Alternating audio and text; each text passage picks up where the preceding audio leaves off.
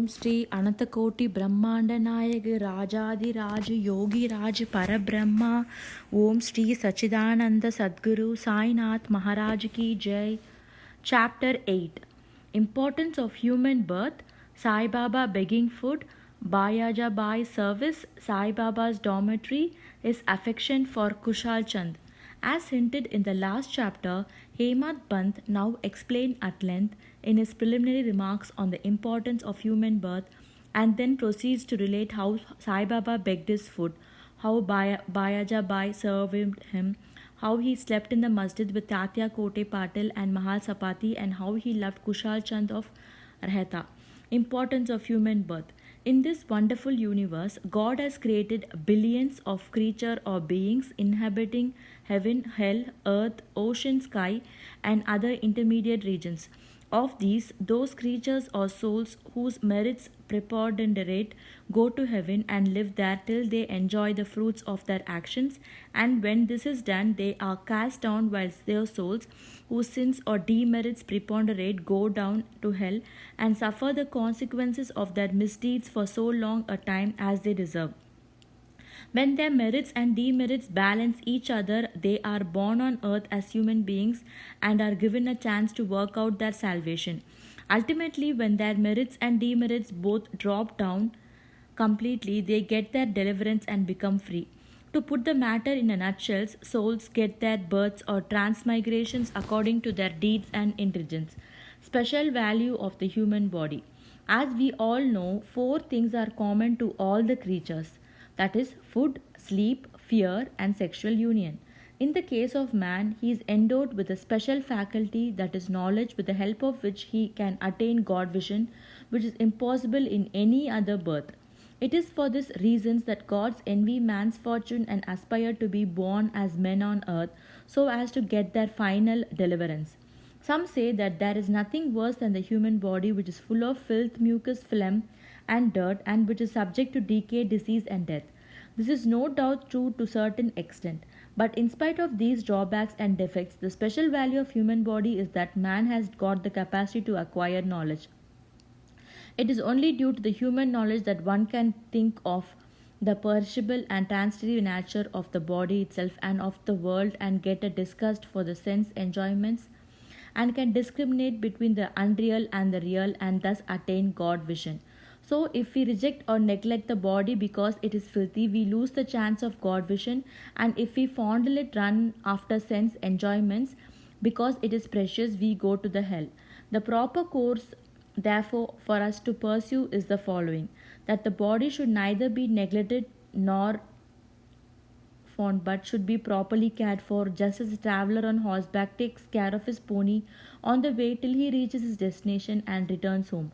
Thus, the body should ever be used or engaged to attain God vision or self realization, which is the supreme end of life. It is said that though God created various sorts of creatures, he was not satisfied, for none of them was able to know and appreciate his work. So he had to create a special being, man, and endow him with a special faculty, that is knowledge. And when he saw that man was able to appreciate his Leela, marvelous work and intelligence, he was highly pleased and satisfied. So really it is good luck to get a human body, better luck to get birth in Brahmin family, and best one to get an opportunity of having recourse to Sai Baba's feet and surrendering to him. Man's endeavor. Realizing how precious the human life is and knowing that death is certain and may snatch us at any time, we should be ever alert to achieve the object of our life. We should not make the least delay, but make every possible haste to gain our object, just as a widower is most anxious to get himself married to a new bride, or just as the king leaves no stone unturned to seek his lost son. So with all earnestness and speed, we should strive to attain our end, that is self-realization. Casting aside sloth and laziness, warding off drowsiness, we should day and night meditate on the self. If we fail to do this, we reduce ourselves to the level of beast. How to proceed? The most effective and speedy way to gain our object is to approach a worthy saint or sage Sadguru who has himself attained God vision. What cannot be achieved by hearing religious lectures and study of religious works is easily obtained in the company of such worthy souls. Just as the sun alone gives light, which all the stars put together cannot do, So the Sadguru alone impacts spiritual wisdom which all the sacred books and sermons cannot infuse. His movements and simple talks give us silent advice. The words of forgiveness, calmness, disinterestedness, charity, benevolence, control of mind and body, egolessness, etc., are observed by the disciple as they are being practiced in such pure and holy company. This enlightens their minds and lifts them up spirituality. Sai Baba was such a sage or Sadguru. Though he acted as a fakir, he was always engrossed in the self. He always loved all beings in whom he saw God or divinity. By pleasures he was not elated. He was not depressed by misfortunes. A king and the pauper were the same to him. He who glanced would turn a beggar into a king used to beg his food from door to door in Shirdi, and let us now see how he did it. Baba begging food.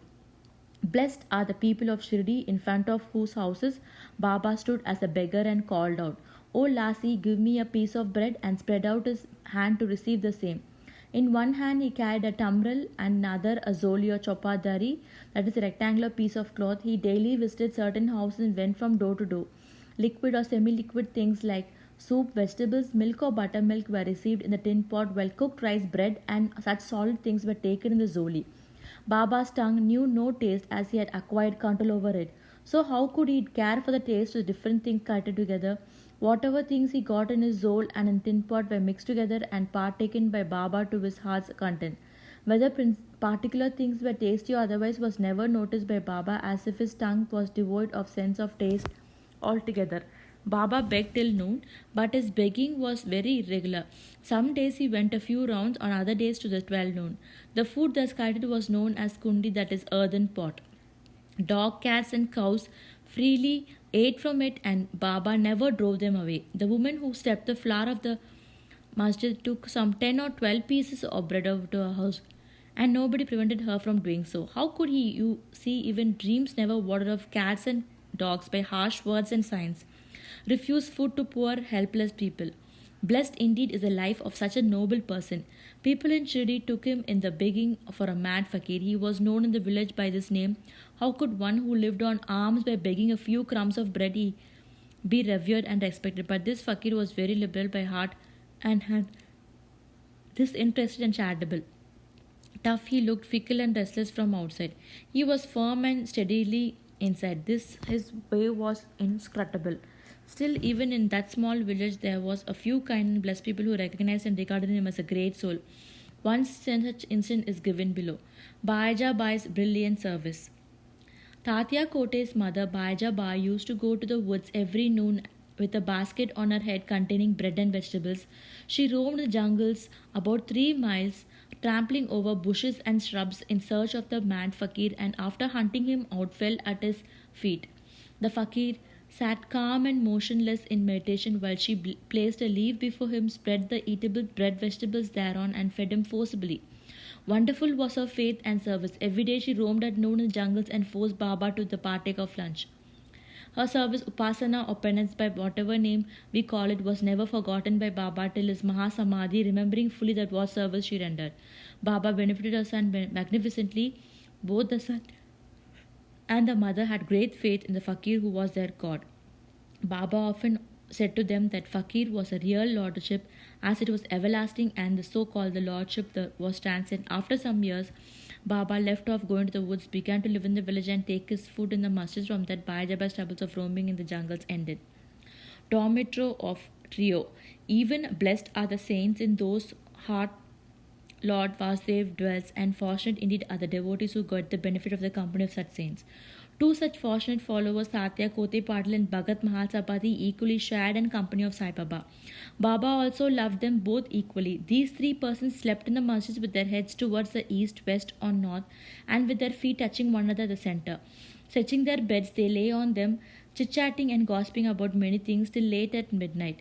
If any one of them showed any signs of sleep, others would wake him up.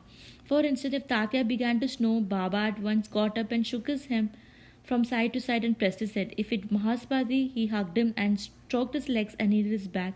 It was a full 18 years Tata, leaving his parents at home, slept in the masjid on account of his love for Baba. How happy and never to be forgotten were those days. How to measure that love and how to value the grace of Baba.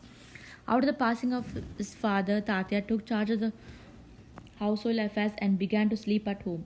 Kushal Chand of Rahata. Baba loved Ganpat Kote Patil of Shirdi. He equally loved Chandra Banseth Marwadi of Rahata. After the demise of the Sheth, Baba loved his nephew Kushal Chand equally or even perhaps more, and watched his welfare day and night, sometimes in Bulakart, at other times in Tanga with intimate friends. Baba went to Rahata. People of that village came out with band and music and received Baba at the ways or gate of the village and prostrated before him. Then he was taken to the village and great pomp and ceremony. Kushaljan took Baba to his house, seated him on a comfortable seat and gave him a good lunch. Then they talked freely and merrily for some time, after which Baba returned to Shirdi, giving delightful blessing to all. Shirdi is midway between Equidistan of Rahata on one side and Imphon on the other. Baba never went beyond this place during his lifetime. He never saw any railway station or travelled by it. Still, he knew exactly about the time of arrival and departure of all trains.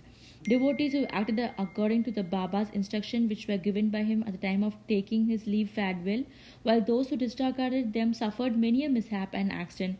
More about this was other matters will be told in the next chapter. Bow to Sri Sai, peace to be all. Bows to Sri Sai, peace to be all. Bow to Sri Sai, peace to be all. Sri Anantakoti Brahmanda Nayaga Rajadi Raja Yogi Raja Parabrahma Om Shri Sachidananda Sadguru Sainath Maharaj Ki Jai.